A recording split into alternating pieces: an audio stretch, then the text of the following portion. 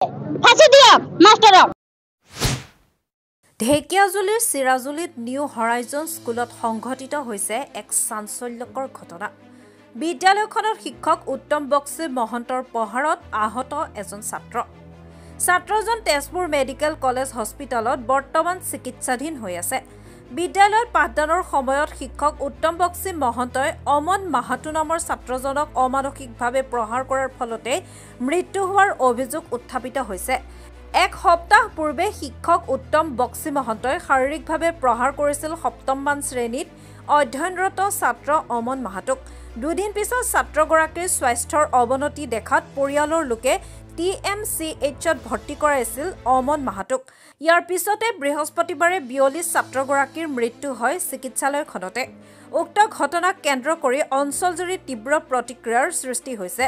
শিক্ষক উত্তম বক্সী মহন্তৰ বিৰুদ্ধে এজাহাৰ দাখিল মৃত ছাত্ৰগৰাকীৰ পৰিয়ালৰ।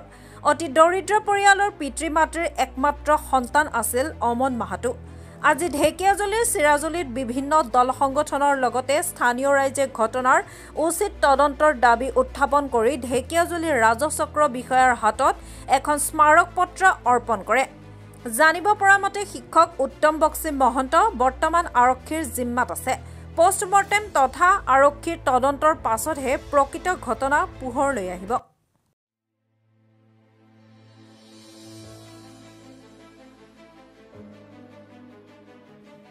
ঢেকিয়াজুলিৰ পৰা শনি দৈমাৰীৰ ৰিপৰ্ট, মহাজ্যোতি 24 লাইভ। আপোনালোকৰ দাবী কি এতিয়া? এতিয়া আমাক ফাঁসিৰ বদলি জীৱনৰ বদলি জীৱন লাগে। ফাঁসি দিয়ক মাস্টাৰক। আমি এটোৱে জানো, বেলেগ একো নাজানো। ঘটনাটো কি হৈছে? ৰোড ব্লক কৰিছে আপোনালোকে? ৰোড ব্লকেট মানে ঘটনাটো গমে পায় এটা কণমানি ছাত্ৰ মৃত্যু হৈছে, যে কি এটা টিচাৰে হিট কৰি মাৰিছে 18 তাৰিখে। মাৰাৰ পিছত তেওঁ হস্পিটেল ভৰ্তি আছিলে, ভৰ্তি থকা অৱস্থাত মৃত্যু হৈছে। এইকাৰণে পাব্লিক আজি উত্তেজিত হৈছে আৰু পাব্লিকে উত্তেজিত হৈ কিনি তেওঁ ৰোড ব্লকেট কৰিছে। তেওঁলোকে ডিমাণ্ড দোষীক ফাঁচি দিব লাগে, এই দাবীত মানে আজি ৰোড ব্লকেট কৰা গৈছে। আৰু ইয়াত বিভিন্ন দল সংগঠনে ইয়াত উপস্থিত আছে। আৰু আমি বিচাৰোঁ যে মাননীয় বিধায়ক মহোদয়, মাননীয় অশোক সিংহল মন্ত্ৰী সাহেব ইয়াত একবাৰ আহিলে আমি ইয়াত পাব্লিক বুজাব পাৰিব। নহ'লে হয়, যোৱা ৰাতিয়ে এৰেষ্ট কৰা হৈছে। তেওঁক এতিয়া আপোনালোকৰ দাবী কি? দাবী আমাৰ পৰিয়ালটোৰ কাৰণে যে এটা ক্ষতিপূৰণ হ'ব লাগে, 50 লাখ টকাৰ ক্ষতিপূৰণ আছে। তাৰপিছত যিটো দুষ্টিকাৰী তেওঁক ফাঁচি দিব লাগে, এইটো দাবীত আমি ইয়াত ৰোড ব্লকেট কৰিছোঁ। চৰকাৰী স্কুলবিলাক বন্ধ কৰি যধে মধে কিছুমান অযোগ্য ব্যক্তিৰ হাতত ব্যক্তিগত বিদ্যালয় খোলাৰ যি অনুমতি, এই ব্যক্তিগত বিদ্যালয়সমূহ খুলি তাত একেবাৰে কম পইচাত 2-এগৰাকী শিক্ষক ৰাখে, যিয়ে শিক্ষকতাৰ মানসিকতাটো তেওঁলোকে নাজানে।